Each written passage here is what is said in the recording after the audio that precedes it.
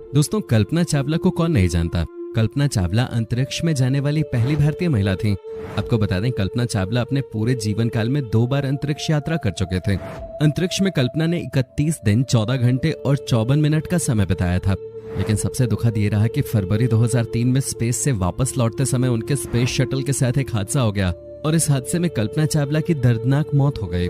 लेकिन सोचने वाली बात है कि नासा जैसी टॉप स्पेस एजेंसी के साथ ऐसी दुर्घटना कैसे हो सकती है, और ऐसे में यह घटना अपने आप में सवालिया निशान खड़े करती है। तो दोस्तों, क्या कल्पना चावला की मौत कोई दुर्घटना नहीं बल्कि कोई सोची समझी साजिश थी, या इसके पीछे कोई रहस्य छुपा था? इन सभी सवालों का जवाब आपको इस वीडियो में मिल जाएगा। इस वीडियो में आपको हम कल्पना चावला की मौत की असली वजह के पीछे क्या कारण थे वो बताने वाले हैं, तो वीडियो को मिस मत कीजिएगा और लास्ट तक जरूर देखिएगा। दोस्तों, कल्पना चावला का जन्म 17 मार्च 1962 को हरियाणा के एक छोटे से शहर करनाल में हुआ था। उनके पिता का नाम बनारसी चावला और माता का नाम संज्योति था। कल्पना अपने भाई बहनों में सबसे छोटी थी और उनकी शुरुआती पढ़ाई टैगोर बाल निकेतन में हुई थी। उन्हें बचपन से ही कॉपी पे एरोप्लेन की ड्राइंग बनाना और रात में तारों को देखना पसंद था। उन्होंने पंजाब इंजीनियरिंग कॉलेज से एरोनॉटिकल इंजीनियरिंग में बैचलर की डिग्री हासिल की और 1979 में वो यूएस चली गईं। यूएस में यूनिवर्सिटी ऑफ टेक्सास एलिंगटन से कल्पना ने सन 1984 में एरोस्पेस इंजीनियरिंग में मास्टर ऑफ साइंस की डिग्री प्राप्त की और 1988 में यूनिवर्सिटी ऑफ कोलोराडो एरोस्पेस से इंजीनियरिंग में पीएचडी की डिग्री कंप्लीट की। सन 1988 से कल्पना चावला ने नासा के लिए काम करना शुरू कर दिया था, जिसके बाद अप्रैल 1991 में कल्पना को अमेरिका की नागरिकता भी मिल गई थी। इसके बाद कल्पना का अगला कदम था नासा एस्ट्रोनॉट क्रॉप्स के लिए अप्लाई करना, और दोस्तों मार्च 1995 में कल्पना ने एरोनॉट क्रॉप्स को ज्वाइन कर लिया। नासा ने 1996 में कल्पना को स्पेस में भेजने के लिए सिलेक्ट किया, जिसके बाद 2 मई 1997 को 6 एस्ट्रोनॉट्स का क्रू अंतरिक्ष में जाने के लिए रवाना हुआ। इस ग्रुप में कल्पना चावला भी शामिल थी और दोस्तों ये कल्पना का पहला स्पेस मिशन था। ये उड़ान 2 मई 1997 को स्पेस शटल कोलंबिया से भरी गई थी। अपने पहले मिशन के दौरान कल्पना चावला 15 दिन और 12 घंटे तक स्पेस में रहे थे। इस मिशन में कल्पना चावला मिशन स्पेशलिस्ट और प्राइमरी रोबोटिक ऑपरेटर के रूप में शामिल हुई थी। इस स्पेस मिशन पे कल्पना का काम देखकर उन्हें सन 2000 में दूसरे स्पेस मिशन के लिए भेजने का प्लान किया गया। इस मिशन की लॉन्चिंग डेट 11 जनवरी 2001 तय की गई, लेकिन स्पेस शटल के इंजन फ्लो लाइनर्स में क्रैक आने की वजह से और दूसरी भी कई तरह की टेक्निकल प्रॉब्लम्स आने की वजह से ये मिशन 1-2 बार नहीं बल्कि पूरे 18 बार डिले हुआ। फाइनली 16 जनवरी 2003 को स्पेस शटल कोलंबिया ने कल्पना चावला और 6 दूसरे क्रू मेंबर्स को लेकर उड़ान भरे थे। 16 दिनों तक स्पेस में रहने के बाद जब कल्पना पृथ्वी पर लौट रही थी कि तभी जैसे ही उनके शटल ने पृथ्वी के वायुमंडल में प्रवेश किया, वो देखते ही देखते आग का गोला बन गया और स्पेस शटल और उसमें सवार 7 यात्रियों के शरीर के अवशेष टेक्सास में गिरने लगे। इस हादसे में कल्पना के साथ उनके 6 क्रू मेंबर्स की दर्दनाक मौत हो गई। सबको लगा कि यह सच में वाकई एक हादसा था जिसकी वजह से कल्पना और उनके 6 क्रू मेंबर्स की मौत हो गई, लेकिन असल में 16 जनवरी 2003 को कुछ ऐसा हुआ था जो कल्पना की मौत का जिम्मेदार था। दरअसल दोस्तों, इस मिशन को लॉन्च करने से पहले शटल में 2001 से लेकर 2003 तक काफी सारी टेक्निकल प्रॉब्लम्स आई थी। जाहिर सी बात है, इस वजह से ये मिशन डिले होता गया, लेकिन ये जानते हुए भी कि इसमें कोई ना कोई प्रॉब्लम आई जा रही थी, फिर भी नासा ने इन टेक्निकल प्रॉब्लम्स को ठीक करके 16 जनवरी 2003 को इसे स्पेस में रवाना कर दिया। स्पेस शटल कोलंबिया ने अपनी पहली उड़ान 12 अप्रैल 1981 को भरी थी। तब से लेकर 16 जनवरी 2003 के पहले तक ये कुल 27 उड़ानें भर चुका था और अपनी पूरी लाइफ में इस शटल ने 300 दिन, 17 घंटे, 40 दिन और 22 सेकंड का समय स्पेस में बिताया। और शायद यही कारण रहा होगा कि इतने लंबे समय तक इस्तेमाल के आने के बाद इसमें लगातार टेक्निकल प्रॉब्लम्स आ रही थी। लेकिन नासा ने इस तरफ कोई ध्यान नहीं दिया और इस स्पेस शटल को उसकी 28वीं उड़ान के लिए लॉन्च कर दिया। इस हादसे का दूसरा रीजन स्पेस शटल कोलंबिया का थर्मल प्रोटेक्शन सिस्टम था। स्पेस शटल कोलंबिया को जब लॉन्च किया गया तो उस वक्त उसके साथ 2 बूस्ट रॉकेट्स और एक एक्सटर्नल फ्यूल टैंक को कनेक्ट किया गया था। शटल के इस फ्यूल टैंक को थर्मल इंसुलिन फोम से पूरी तरह से कवर किया गया था, क्योंकि इस फ्यूल टैंक में फ्यूल को लिक्विड हाइड्रोजन और लिक्विड ऑक्सीजन के रूप में रखा जाता है, जो कि बहुत कम टेम्परेचर पर लिक्विड फॉर्म में रह सकता है।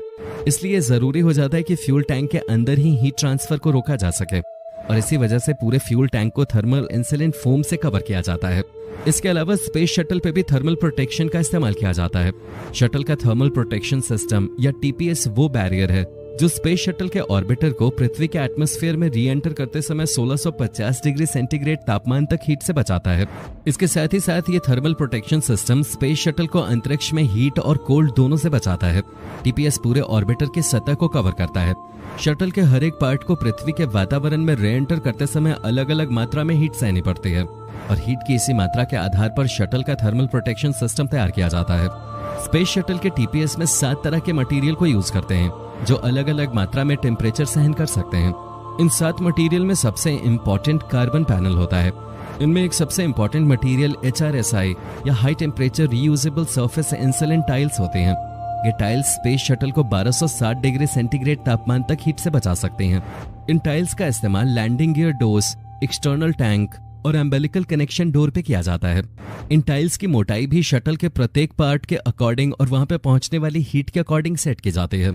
इस तरह 5 अन्य मटेरियल को भी यूज करते हैं और स्पेस शटल पूरी तरह से थर्मल प्रोटेक्शन सिस्टम से कवर किया जाता है। इसे ऐसे समझ सकते हैं कि शटल के अपर पार्ट में सफेद टाइल लगाई जाती है जो री एंट्री के समय शटल को 1200 से 1300 डिग्री सेंटीग्रेड की हीट से बचाती है, और स्पेस शटल के लोअर पार्ट में डार्क टाइल लगाई जाती है जो इसको 2200 से 2500 डिग्री सेंटीग्रेड की हीट से बचाती है। 16 जनवरी 2003 को फ्लोरिडा के कैनेडी स्पेस सेंट्रल से स्पेस शटल कोलंबिया को लॉन्च किया गया। लॉन्चिंग के 81.7 सेकेंड के बाद एक सूटकेस के साइज का इंसुलेशन फॉर्म का एक टुकड़ा स्पेस शटल के एक्सटर्नल टैंक से टूटकर अलग हो गया। ये टुकड़ा स्पेस शटल कोलंबिया के लेफ्ट विंग के रीइंफोर्स कार्बन पैनल से टकरा गया। जिस वक्त ये घटना हुई उस वक्त स्पेस शटल 65,600 फीट की ऊंचाई पर था और 740 मीटर प्रति सेकंड की स्पीड से आगे बढ़ रहा था। ये स्पीड इतनी ज्यादा थी कि जब इंसुलेशन फॉर्म का टुकड़ा शटल के लेफ्ट विंग से टकराया तो इसने वहां 6 से 10 इंच डायमीटर वाले होल जितनी लगी थर्मल प्रोटेक्शन टाइल को उखाड़ दिया। साथ ही इस टक्कर की वजह से लेफ्ट विंग के आरसीसी पैनल को भी बड़े लेवल पे नुकसान पहुंचा। इस टक्कर की वजह से स्पेस शटल कोलंबिया के लेफ्ट विंग के 6 से 10 इंच के डायमीटर वाली जगह का थर्मल प्रोटेक्शन सिस्टम पूरी तरह से खत्म हो चुका था। नासा को इस बात का पता लग चुका था कि शटल के साथ दुर्घटना हो चुकी है, लेकिन नासा के मिशन टीम ने 7 क्रू मेंबर्स को इसकी भनक तक नहीं लगने दी। कल्पना चावला और बाकी के क्रू मेंबर्स लगभग 16 दिन तक अंतरिक्ष में रहे। इस दौरान वो पल पल की जानकारी नासा को भेजते रहे, लेकिन नासा ने उनको कभी ये पता नहीं चलने दिया कि उनकी शटल के साथ ये हादसा हो चुका है। इसके पीछे ये तर्क भी दिया जाता है कि जब इंसुलेशन फॉर्म का एक टुकड़ा शटल से टकराया तो नासा के मिशन टीम के इंजीनियर को ये लगा कि ये नॉर्मल टक्कर होगी जिसका स्पेस शटल पे कोई ज्यादा इफेक्ट नहीं पड़ेगा और वो सुरक्षित री एंटर कर लेगा। 1 फरवरी 2003 को कल्पना चावला और उनकी पूरी टीम वापसी के लिए रवाना हुई। उन्हें फ्लोरिडा के कैनेडी स्पेस सेंटर पे अमेरिकी समय के अनुसार सुबह 9:16 पे लैंड करना था। सुबह 8 बजे कंट्रोल रूम को डी ऑर्बिट के लिए मैसेज भेजा गया। 8:10 पे क्रू मेंबर्स को वापस मैसेज भेजा गया कि सब कुछ नॉर्मल है और वो री एंट्री कर सकते हैं। सुबह 8 बजे क्रू के चालक दल ने भी ऑर्बिट 1 के लिए स्पेस शटल कोलंबिया के 2 ऑर्बिटल मेन एवरेज सिस्टम को चालू किया। उस वक्त स्पेस शटल की स्पीड 17,500 मील प्रति घंटा या 7.8 किलोमीटर प्रति सेकंड थी।